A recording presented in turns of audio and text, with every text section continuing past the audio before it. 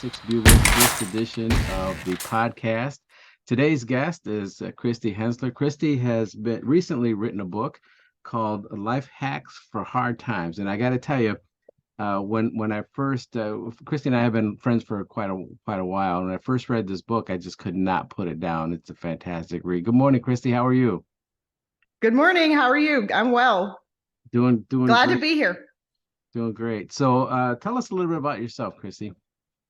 So I've always been an entrepreneur at heart since I was a young girl, and I've always wanted to do big things in my life, but what I didn't expect along the way was all the roadblocks that I was going to hit. And so as Yes. I've lived I'm about to turn 45 tomorrow, and as I've lived the last several decades, I've realized in order to reach my potential and to be able to do the things that I felt were my purpose on this earth and things I wanted to do, I've had to overcome these roadblocks, and not just overcome them, but get better because of them and become a better version of myself. And so I've spent the last couple decades really trying to not just survive life in hard times, but to really become better because of them, and then be able to help other people do that. And so, that's my passion. That's why I do what I do. I'm married. I have three daughters that we homeschool. And so All right. there Well, you it's have it.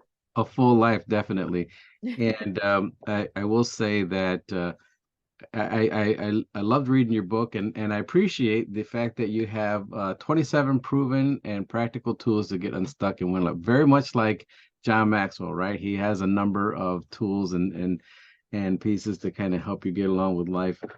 And so and I've got my own personalized signed copy right Signed there. copy. I as I said it when I started reading, I think I was in flight to Houston, Texas, and I just could not put it down. To be honest with you, and I think I told you this before, I couldn't wait till your next adversity. And I know that sounds horrible, but it wasn't because I was interested. And you're very funny, by the way, when you tell your stories. It wasn't because I was waiting to see what are you gonna stick your foot into next. It was more about how are you going to get out of it, and what are you going to do, and more importantly what you've learned from it. So in your book you have a checklist and Mhm. a section about self-coaching questions. So it's a lot like a self-help book type of thing, and here's some things that I've experienced, here's some things that you can learn from it, and here's a checklist to kind of incorporate your experiences and utilizing some of the tools that I've had and kind of help you along the way. So I was just fascinated by it. Like I said, I couldn't put it down, and I thought it was a fantastic read. So kudos to you. I'm very jealous that you wrote the book before I did, but it also inspired me. So I'm hoping that's one of my goals here in the very near future. So Yes, I'm going to push you along on that. yeah, looking forward to it. So, yes. Being an entrepreneur, that is very challenging, to say the least, and Mhm. raising three kids and taking care of your husband and being able to kind of manage your life. That seems like it's very challenging. So how do you know how do you manage your time? I manage my time by managing my priorities, honestly, because I learned a long time ago. I'm a person that can get a lot done in a day, but if I'm not getting the right things done, then I'm still not moving my life forward and investing where I need to invest. And so, really, by managing my time, it's knowing my purpose, knowing my values, knowing what drives me and where I'm going. And then I use that as my compass or filter, and I filter everything I do through that.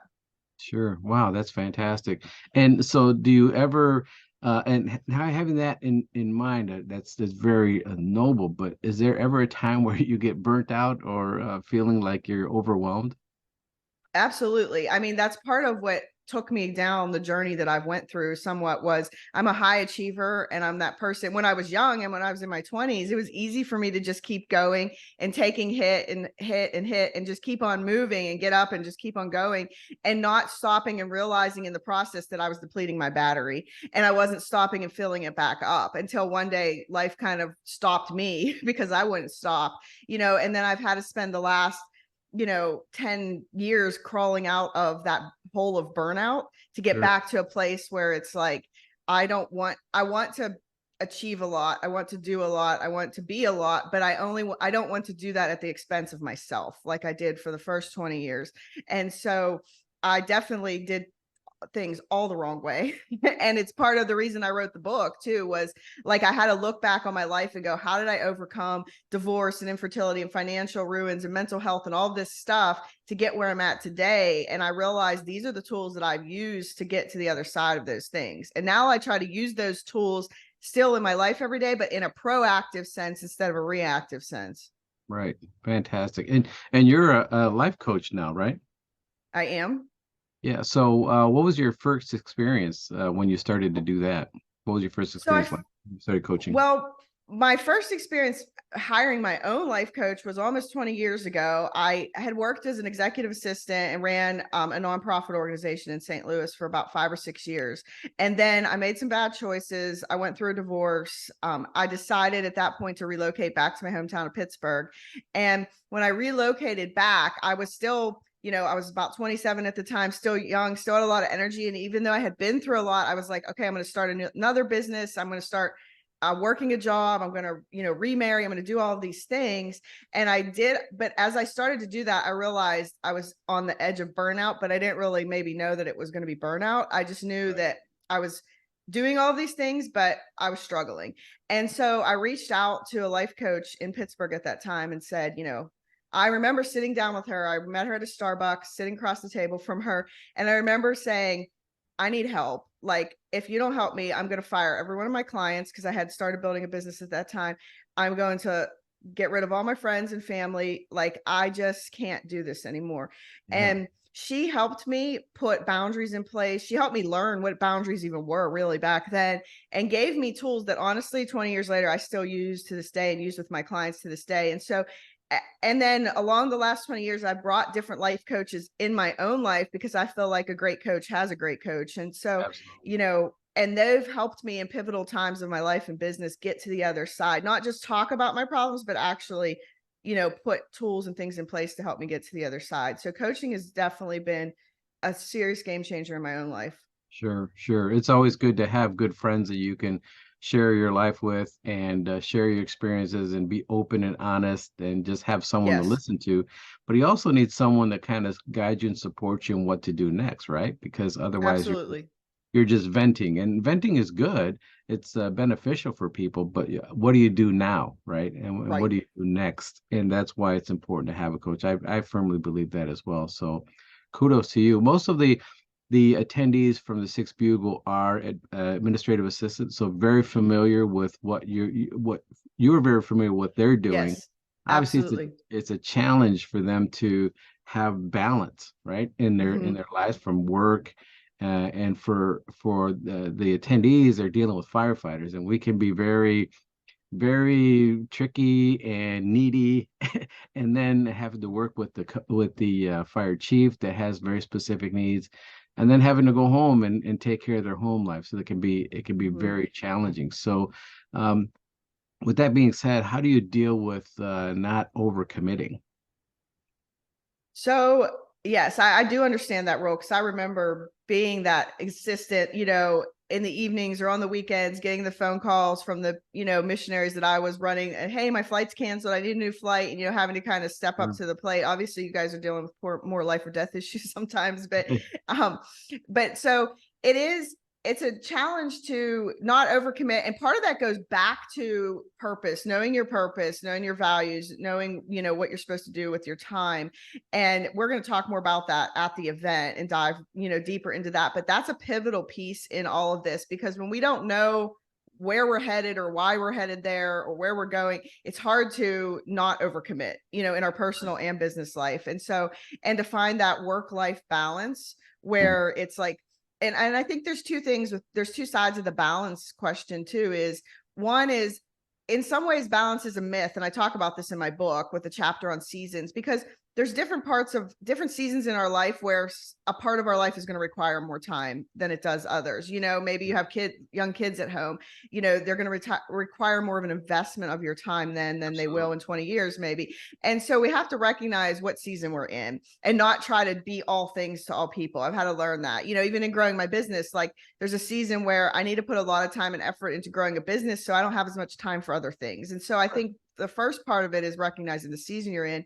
And then the second part is really filtering things that you're doing in your work and in your personal life through that purpose and your priorities, and knowing like, and I have a system I use for this that I'm not going to share on this podcast because I'm going to Okay. leave it hanging.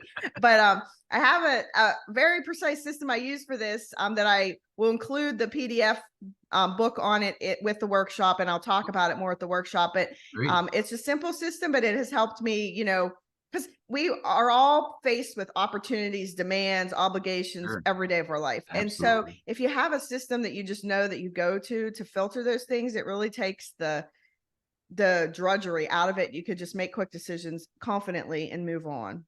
Right, right.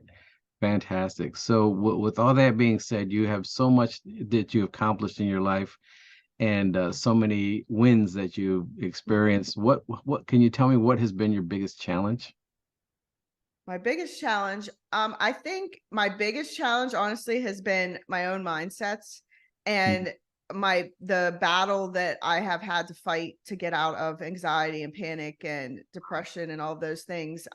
Not, because that has taken courage to fight through all of those fears and to get to the other side of that. But it's Yeah, also taken serious intentionality to get the self-awareness that I needed to know myself enough to know, how do I set myself up in life to not ever get myself back to that place again.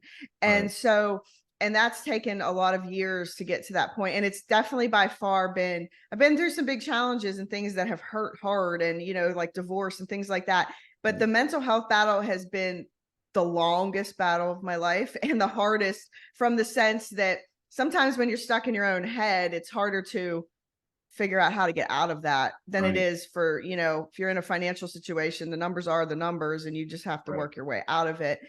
So I think that's definitely been the biggest challenge of my life that I've had to consistently for a long time span walk through to get to the other side.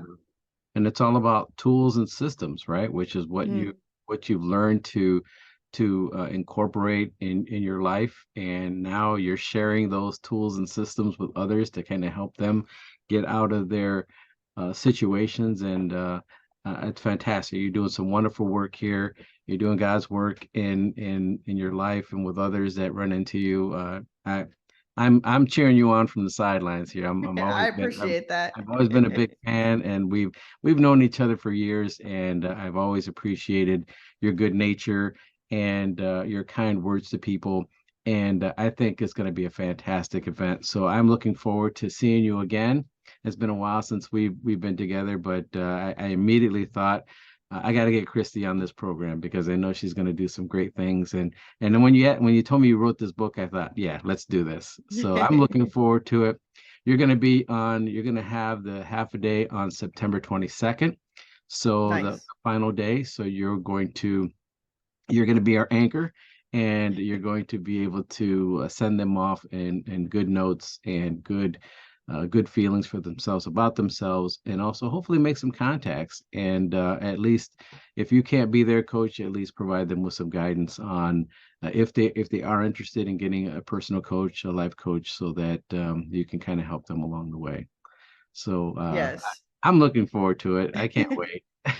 I'm excited, and I'm excited too when you're there. I want to inspire and motivate, but I want to leave you with practical, tangible tools that you can take. And, because inspiration, it will only last so long. Sure, I sure. want to equip you to continue to keep yourself inspired long past, the workshop and that. So I'm excited to be there in person and pour into you one-on-one, meet you all, and, be able to help you with your specific things and give you something to walk away feeling like, I can win this. I can win at life now because I have the tools to do it. Right. Well, we're excited. We had a very good session last year, and I think it's going to be twice as good this year. So I'm looking forward to it. Again, this is Christy Hensler, her book, Life Hacks for Hard Times, 27 Proven and Practical Tools to Get Unstuck and Win at Life. Thank you very much, Christy, for joining us today. I really do appreciate your time. Any final words? I don't think so. Just be there. And I'm happy if you have a certain question that you want answered or topic that you want covered or something like that, send it on or post it. I don't know how Okay. you're going to have the system set up, Rudy, but Yeah. I'm happy to even jump on and, do another quick video or answer questions beforehand. We can kind of get the engagement going early. Sounds But great. come just expecting to get poured into and leave, filled up and Right. get some things that you can take with your life. But I'm looking Fantastic. forward to it. All right. Looking forward to it. Thanks again, Christy. Hey, have a good day. Thank you, everyone, for joining us here on the Sixth Bugle podcast. Goodbye. Bye.